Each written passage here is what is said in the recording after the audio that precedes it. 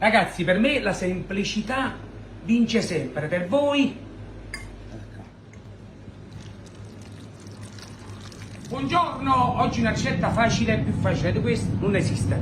Le tagliatelle di zio Peppe con basilico, pomodorini gialli, sale, uovo e aglio. Andiamo, dai.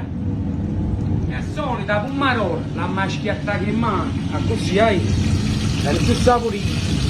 Ho vero che faccio un macello, però è nato sapore, tanto scava. Mettiamo un pochettino d'acqua di cottura della pasta, un pizzico di sale e tanto la ricetta più fresca che questa non c'è sta. Tagliatelle. 1, 2, 3, quando mi addormo con dei pecker, sta cosa con dei tagliatelle. 4, cremina, mamma mia che spettacolo, piena di basilica. E qui uno spaghetto, pacca, sa dai prima, noi la alziamo 2 minuti prima, vedete com'è bella tasata, e la facciamo saltare qua nei pomodorini gialli. Guardate che spettacolo. Aggiungiamoci un altro pochettino d'acqua della cascata da scendere.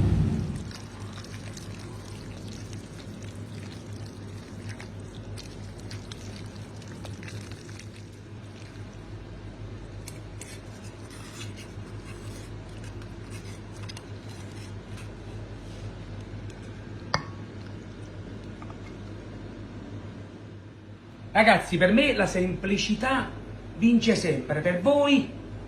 Ecco.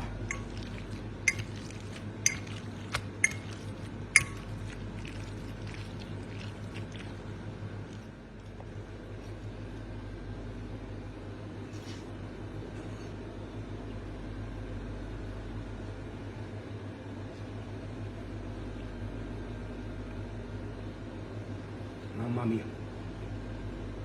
Come fresca e che sapore, che lo basilico e che lo pomodorini gialla, una semplicità e un gusto indimenticabile. Guarda, bacitala e avrò un bacio a cascata, un bacio. Oh, guardate sto ragù come ha combinata, mamma mia. Oh, wow, sono diventato proprio un ragù. Bello, mamma, guardate questi polpettini.